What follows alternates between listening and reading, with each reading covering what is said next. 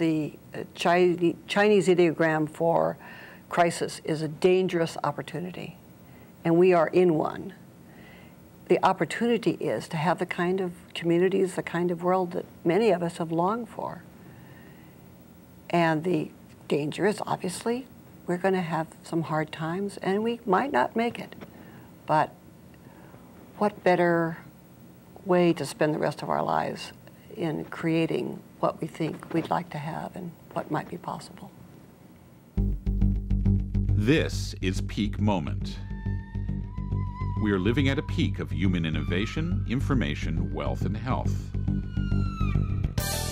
But we're also at a peak of population and consumption, with rising temperatures and declining resources fueled by cheap oil and gas. Peak Moment Television, bringing you examples of positive responses to energy decline and climate change through local community action.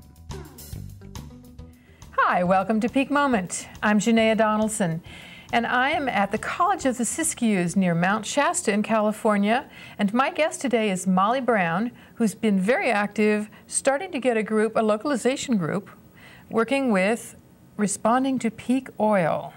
Apple Shasta, Alliance for Post-Petroleum Local Economy, Shasta. Is that right? Which name we got from our group, which is Alliance for Post-Petroleum Local Economy, Nevada County. Right. Right. Welcome. Thank you. Well, how in the world did you get involved with peak oil, and where has it taken you? Well, initially I found out about it on the internet. I receive a lot of different, people send me stuff. And I can't remember where, but an article, and I don't even remember who the original article was. It might have been Michael Rupert, but I'm not certain. But anyway, I got an article, and it was like, oh my gosh. How long ago was that? What's happening? I believe it was last fall. Okay. About October, November, somewhere around in there. Last fall, okay. And so I just got really interested, and I started reading. Something must have struck you, because not everything you read are you going to go pursue. What hit you in the early reading? The sense of urgency, the sense that this is happening now, that isn't, 20 years from now or 30 years from now, which has kind of been the time scale of all the, all the things about disasters that are going to befall us. Sort of later, when we're older and somebody else can worry about it, right? Right. And there was something about this that said, 2005, maybe peak oil year, and so on. Okay. So I just wanted to learn more about it. And of course, I've always been interested in sustainability and in living lightly on the earth and that kind of thing. But this was more than just because we ought to and because it would be more, it's a good idea. A better way to live and more, But this was like, it's going to happen whether we want to or not. So, so I read The Long Emergency by James Howard Kunstler. Right. Kunstler. The Long Emergency. Mm-hmm. What was your response to that? Well, it's pretty gloom and doom. A lot of really dire predictions, and I read it with interest. At the same time, part of me was saying, he's not taking into account the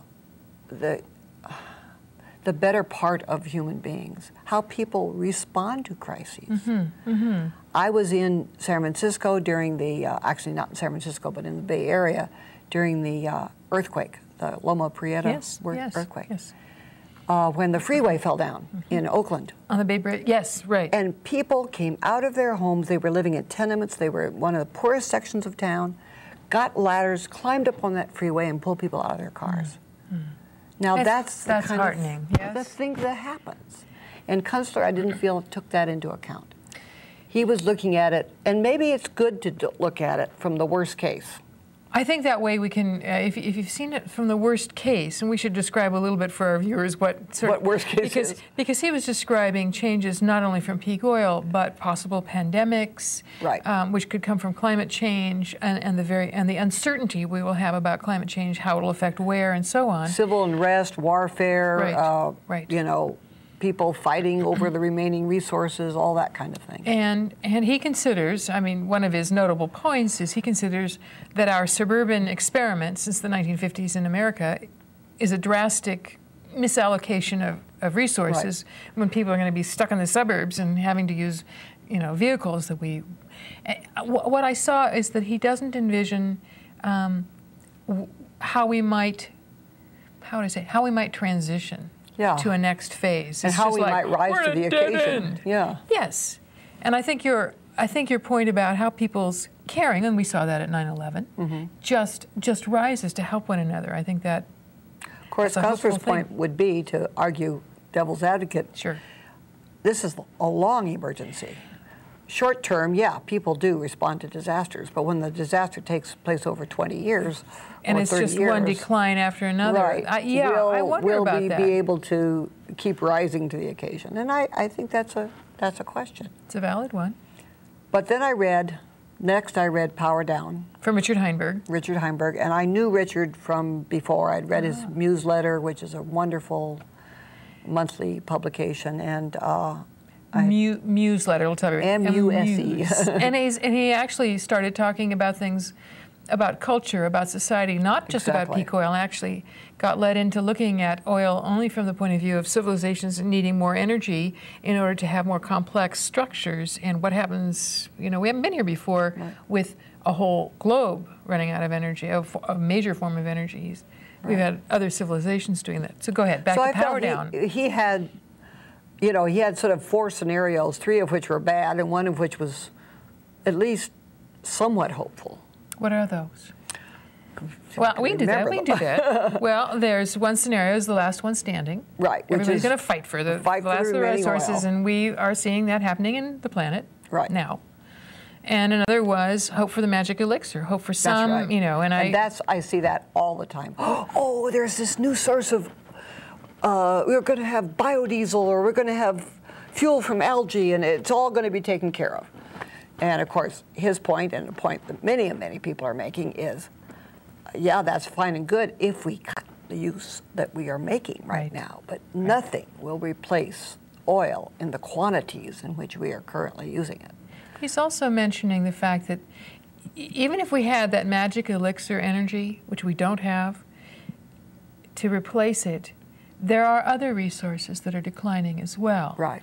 And toxicity levels. So really he's pointing to the fisheries, the oceans, fresh water, and all kinds of other things. So it's like continuing life as we now know it in, you know, substituting one America thing for another isn't going to, we aren't going to get there. Right. And then what's the third one? The third one, he does look into the alternatives, and my mind's fuzzy on what the third is. The fourth is lifeboats. Fourth is lifeboats. That's the one I'm thinking of. Yes. And that was the one that was inspiring to me about, okay, what can we do? How can we create lifeboats in our communities to sustain ourselves through the transition? Right. And start creating a sustainable society. Those lifeboats, if we think about it, are part of that transition strategy. So that how do we? And I would add, not lifeboats in the sense of the Titanic is sinking and only a few of us can be on the lifeboats, kind of, you know, the hell with the rest of everybody kind of notion. But what are the things we most need to preserve? What are our values? What do we value most? On the practical level, things like the seeds of food that grows in your area and the knowledge on how to raise food, so it's our best skills and physical matter. Exactly. Yeah. That inspired you. Yeah, because it was like, okay, it's looking real bad, but it doesn't do anybody any good to go into, I mean, like if somebody gets cancer, oh my God, I've got cancer, I'm going to die. And that's all they focus on. But if they focus on how they're going to live the remaining days of their lives and what changes they can make perhaps in their diet and in their lifestyle and so forth, then it becomes a positive thing that they grow from. And even if they die, they've had a positive experience with the end of their life. Yeah. So I kind of feel like that. I mean, maybe we're not going to make it, but let's have a positive experience. It's going to have a good time on the lifeboat. And we certainly aren't going to have a good outcome if we don't start creating it now. That's actually true. There's some things, as you think about starting an orchard, for example, well, you know, that takes some years in there before it bears fruit. And I think if we use that metaphor, what people are starting to do now to think about and begin to do, taking care of one another. So you read all this stuff. Right, right. Where is that bringing you to? Well, the other thing that I got, and I don't know if I got it just from my reading, probably also my own thoughts about it, is that this is not a situation where you can go off in the woods and build a cabin and survive, because we are incredibly interconnected. And even if one could succeed in doing so, chances are that the masses in the surrounding area would find out and come and steal everything you had and so forth. Desperate people will do desperate things. So, and I don't think it could be done anyway. I mean, right now, people who live off the grid, out in the woods, whatever, still drive their cars into town and get supplies. That's right. That's right. They still have... There are going to be very, very, very, very few people who would make it hunter-gatherers with bows and arrows that they make for themselves, et cetera, et cetera. Right, right. And so it's not really a realistic option for 99.9% of all of us. No. That's true. It's not about individualism anymore. So it is community. I mean, communities working together to provide their needs cooperatively. And that's how the hunter-gatherers lived. I mean, or even people that lived just 150 years ago. I mean, nobody lived in isolation. Everybody was in a cooperative relationship with their community. In the pre-automobile world. Yeah, right. Which wasn't very long ago. You know, social networks, and we worked with each other. My mother is 97.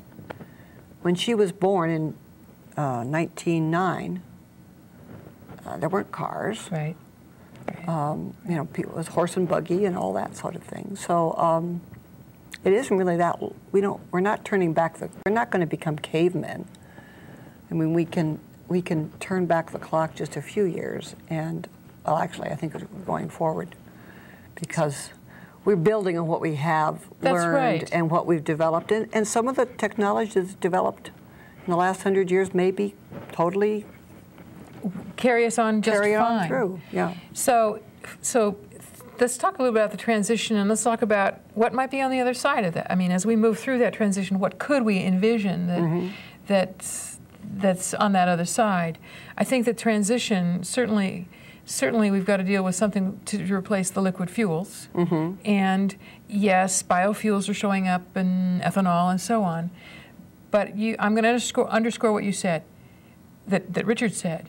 If we don't curb demand, there's still not enough supply. We just have to cut way back on what we're using. We're wasting so much. I mean, Amory Lovins has been telling us for years that we're wasting more energy than we're using profitably. So, you know, for starters, just to cut way down on the waste. And I think, you know, I'm saying we have to work as a community, but we also have to work as individuals. And so it's a combination.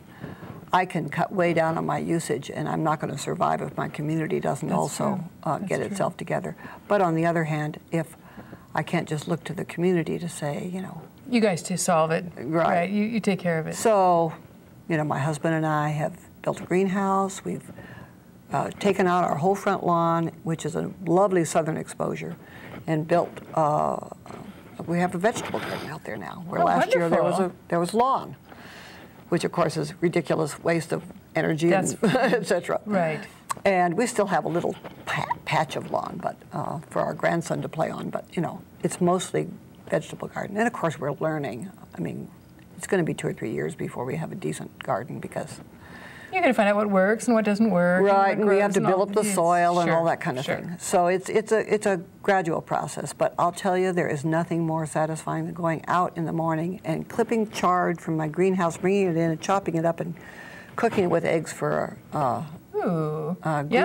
greens and eggs breakfast. I'll tell you, it's just something about going and getting your own food and immediately eating it is just. It's heaven. It's something we've all lost, too. That's something we've lost. Back 100 years ago, the bulk of people were on the farms doing that. Right. What else do you envision? Go ahead. So that's part of what I envision. I think on the other side is a possibility of our are having the pleasure of being connected in really tangible ways to the sources of our life. Food, and maybe making our own clothes, maybe weaving our own cloth. I haven't any idea of how far it will have to go, and how much will still need to be done, you know, on a manufacturing level. But even that is going to have to be local, because we're not going to be able to ship stuff all over the world. I think that here's a counter thought. I think that we've been shipping things around the world at least since the early sailing days. I mean, for several centuries now. And I expect that trade of some form will continue, because we'll still be willing to pay the price for cinnamon and tea and chocolate. Chocolate. That's what I always get people with. I say, chocolate! How are you going to get along without chocolate? And everybody goes, ah! And I think that points to something, is that if what we envision is deprivation, there's no motivation. You know, who wants to live in a world that's got less? No chocolate, for example. How do we help shape a vision of a world that's even richer? Richer, because we're looking at our culture with high levels of obesity, high levels of mental illness, people feeling alienated, high levels of depression. It's sort of, you know, a society in culture that's in crisis already right now. The other thing I've done is I've gotten myself a bicycle. Initially, I got a regular bicycle, and then I realized that I was not riding it as much as I wanted to, because we've got hills. Yes. So I got myself a bicycle that has a little electrical power assist. Great. So when I go up the hills, I just push the button and I get a little help. That's now, obviously, I'm hoping that we continue to have electric grid so that I can continue to charge it up, but I could put a little solar collector that I could charge this thing. So anyway, and when I ride my bike around town, people say hello, I say hello.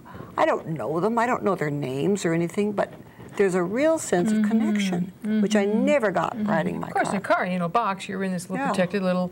In fact, there's almost a kind of when you're in your car, because, you know, aggression and what have you comes out. You were talking about together and community. So one of the things that you've done is start to reach out in your community with this news. Right. So tell us a little bit about what you've done and what you're finding and how people are responding, and it's at this point.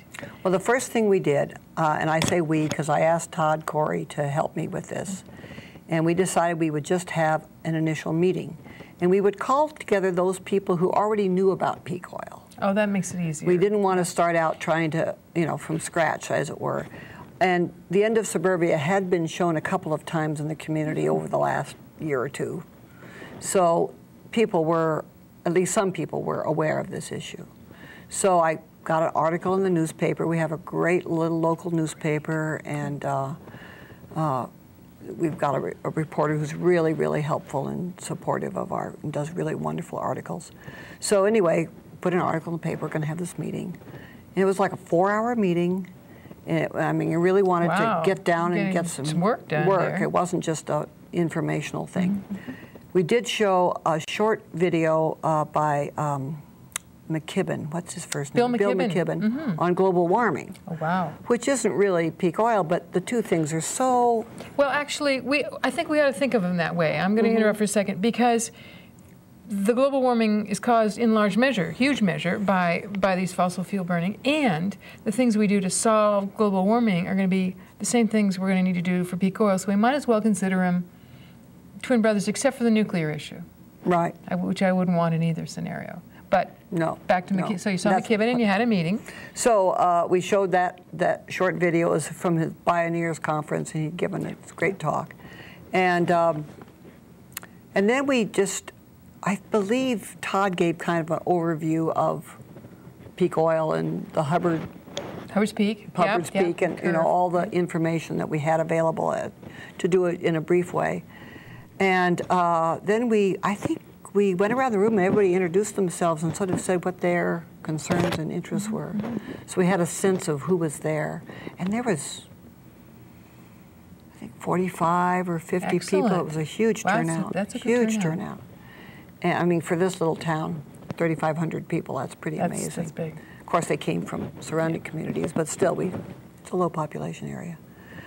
And we actually formed 4 teams. One was the food group, and that was the biggest group. Obviously, food, food first. You do everything else you got to eat. That's right. And then energy, which of course we realized overlap with all the others, but still focusing on specifically on energy. A transportation communication group, and what's the last one? I'm not remembering at the moment. But and the food group and the energy group have been the most active so far. What have they been doing? Well, the food group, they set up their own website, which they call Feed Mount Shasta. That's good. That's good. And they're working with various, the city council and the mayor and people like that to see if we can set up some community gardens within the town. Okay. And we have some actually really good sites. And now we're thinking maybe first year all we do is a community compost to start building up the soil for the community garden. Supporting people also in creating their own gardens. Okay.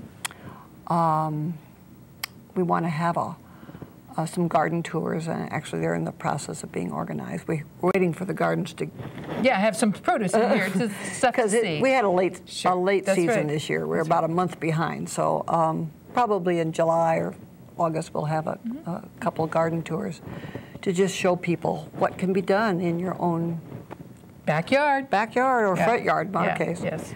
And have a harvest festival in the fall. That's a fun idea. Do a seed swap. As you go along, do a seed swap. Some communities are doing that. And then more recently, we're talking about gleaning. There's a lot of fruit trees, abandoned fruit trees or fruit trees in people's yards that they never do anything with. Right, right. And so we're trying to find out where they are and sort of take an inventory and set up some cherry picking or apple picking or whatever. And a couple of people in town have apple presses, and so we'll probably make cider or apple juice. Yeah. So just how can we use what the resources that are just like they're here, right there, they're here, right? They're apples on the trees to be picked. So you don't even have to grow them. And I think somewhere down the road we're going to have to start thinking, okay, what foods do we not have available here that we could have available? For example, there are a few people that are raising chickens for eggs, but very few. And it's really hard to get locally grown eggs. There's one fellow that brings some eggs to the farmer's market, but he runs out after about a half an hour because there's so much demand. There's a big need here. So some of the areas where there's maybe a need that could be filled, and then encouraging in whatever way we can. So I thought for your apple is to have an apple party, right, an apple harvest or whatever, and see who you have for farmers that are in your area, see what you can do to help keep them going and stronger and bigger. And we have a fabulous farmers market here. Oh, good. And it is, I go to the farmers market once a week, and I meet everybody I know, practically. That's good. It's a wonderful event. It's a social gathering as well. So that's part of your vision of the future.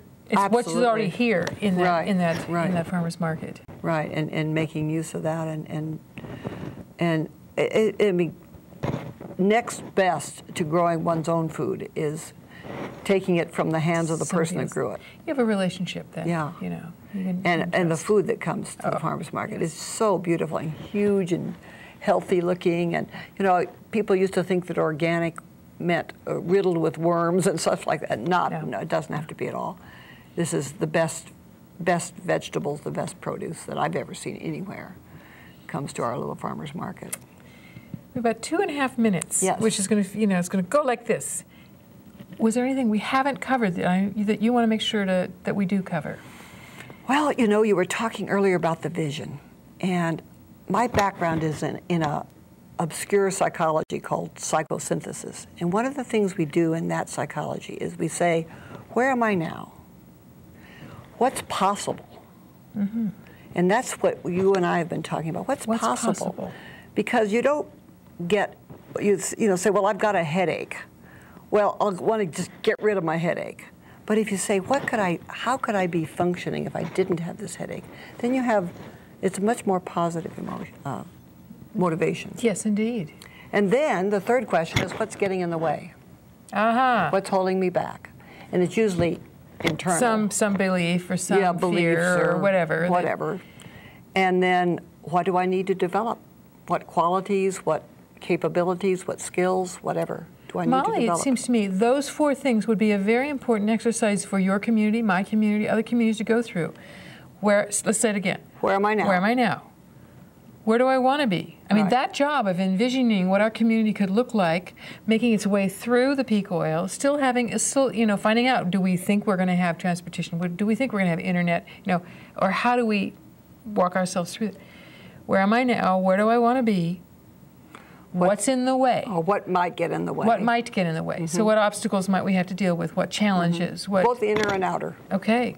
I mean, it could be the grid goes down at times, but not always. But on the other hand, then the 4th is, what do I need to develop? What do we need to develop? What qualities? It's usually qualities, interestingly enough. Skills and so on is part of it too. Right. But like courage, like tenacity, like hope, like, you know, any of those things. I think those are entirely applicable to a community. If you think of a community like a person, like a mega person, those same things. I think you got something there. I think I would like to encourage you to see what your group might do with those questions.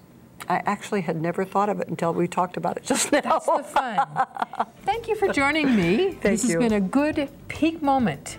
I'm Janaea Donaldson. You're watching Peak Moment, Community Responses to a Changing Energy Future. Join us next time.